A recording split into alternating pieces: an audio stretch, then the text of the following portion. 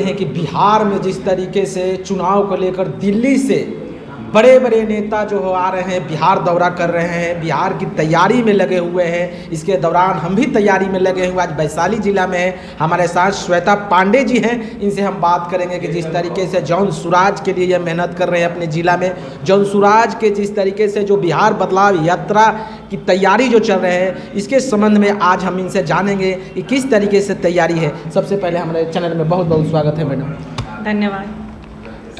आप लोग की जिस तरीके से आप लोग के पूरे बिहार में 243 सीट पर आप लोग अकेले चुनाव लड़ने की तैयारी कर रहे हैं, पटना चलने के लिए भी 11 अप्रैल को पूरे जन जन तक जा रहे हैं, क्या रिस्पांस मिल रही है? आप लोग की क्या तैयारी है?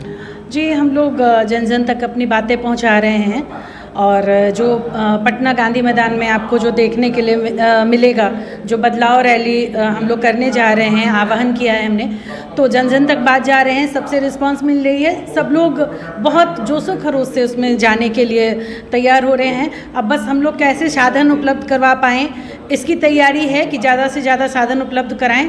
और लोगों को तो बोलने की बात नहीं है, जिस तक भी बात पहुंच रही है वो इस ऐतिहासिक क्षण का साक्षी बनने की तैयारी में हैं और वो बिल्कुल बढ़ चढ़ के चाह रहे हैं कि उसमें हिस्सा लें।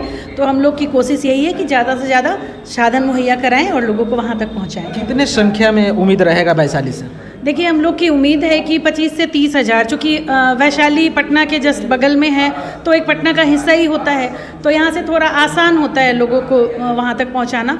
तो 25 से 30 हज़ार हम लोग की कोशिश है कि वहाँ पे पहुँचा पाएँ। आप एक महिला हैं, महिला में क्या जाकर आप अपने स्तर से प्रशांत किशोर जी के बीच जो 5 गो एजेंडा है, कैसे आप बता रहे हैं महिला को? अब महिला का संख्या कितना रहेगा पटना के लिए? देखिए, महिलाओं की संख्या तो बहुत ही बढ़ चढ़ के रहेगी। महिलाएं बड़ी उम्मीद से अपने प्रशांत भाई की तरफ देख रही है।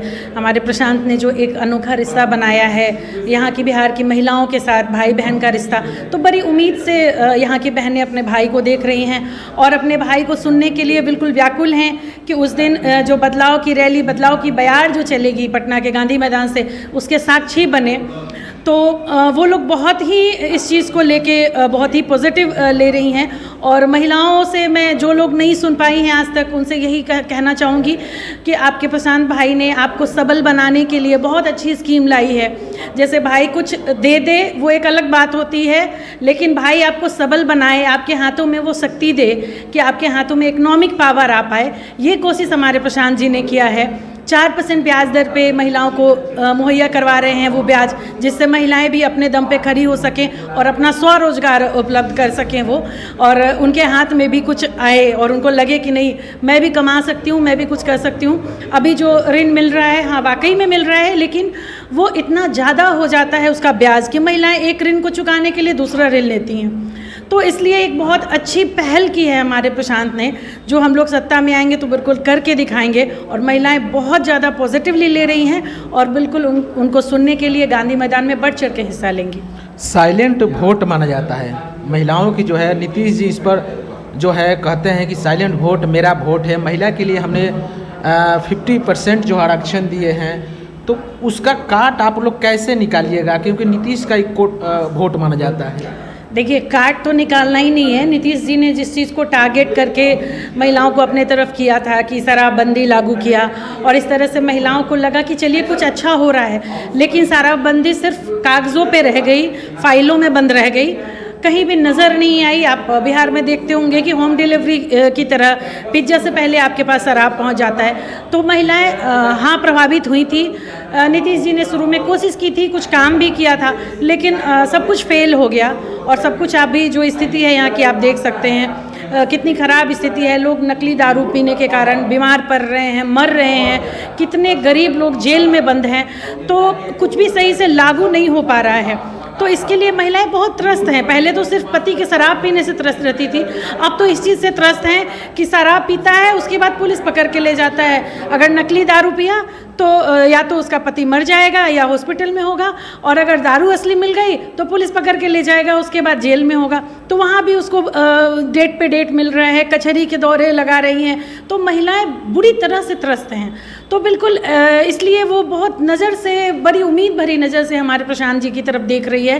तो हम लोग बिल्कुल उस पर देख रहे हैं कि महिलाएं एकदम लाभान्वित होंगी। बिहार परिवर्तन करती है, आपकी सरकार बनती है, तो क्या शराबबंदी के लोग आप लोग संशोधन या शराबबंदी हटा? जी बिल्कुल, हमारे नेता का कहना है कि हम सत्ता में आएंगे, 1 घंटे के अंदर में शराबबंदी को हटाया जाएगा और इससे बिल्कुल लाभान्वित होंगे। जो नकली दारू आ रही है, जो राजस्व की हानि हो रही है, सब कुछ से हम लोग को छुटकारा मिलेगा। अगर पार्टी आप पर विश्वास करती है, विधानसभा की जिम्मेदारी देती है, तो क्या रहेगा आपका विचार या किस तरीके से? जी मैंने अभी तक कुछ सोचा नहीं है। मैं बिल्कुल जन स्वराज से एक विचार के तहत जुड़ी थी। जब ये एक पार्टी नहीं बनी थी, पार्टी तो विगत कुछ दिनों पहले बनी है, मैं एक अच्छे विचार को लेकर जुड़ी थी इस पार्टी से, और बिल्कुल निस्वार्थ भाव से, समाज सेवा की दृष्टि से, और हमारे प्रशांत जी का साथ देने के लिए मैं इसमें हूँ। अभी तक इसके बारे में मैंने कुछ सोचा नहीं है।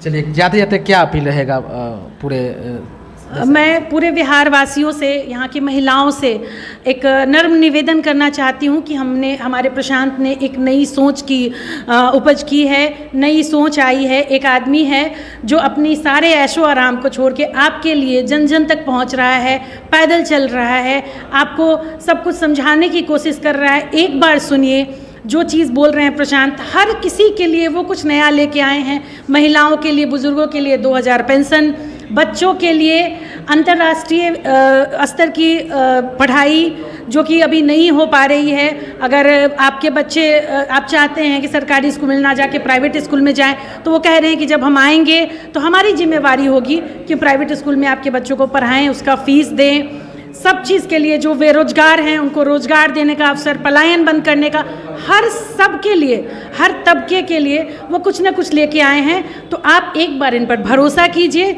और एक बार जो परिवर्तन की बयार चलने वाली है 11 अप्रैल को पटना के गांधी मैदान में, आप लोग आएँ और इस ऐतिहासिक क्षण के गवाह बने। आपको फिर से एक बार पूछना चाहेंगे कि गांधी मैदान में महिला से लेकर जितने वहाँ की जनता यहाँ से जाएंगे अलग अलग ज़िले से, क्या वहाँ पर व्यवस्था है, किस तरीके से? जी हर चीज़ की व्यवस्था है वहाँ। पूरी तरह से टेंट लगाया जा रहा है, खाना की व्यवस्था है, पानी की व्यवस्था है, गाड़ियाँ सही तरीके से वहाँ तक पहुँचा दी जाए, पुलिस की पूरी व्यवस्था है कि किसी तरह की कुव्यवस्था ना हो। तो हर ढंग से हम लोग कोशिश कर रहे हैं और दिन रात हमारी पूरी टीम लगी हुई है इस चीज़ में, तो किसी तरह की कुव्यवस्था नहीं होगी। हम लोग पूरी कोशिश करेंगे किसी को असुविधा ना हो। बहुत बहुत धन्यवाद मैडम।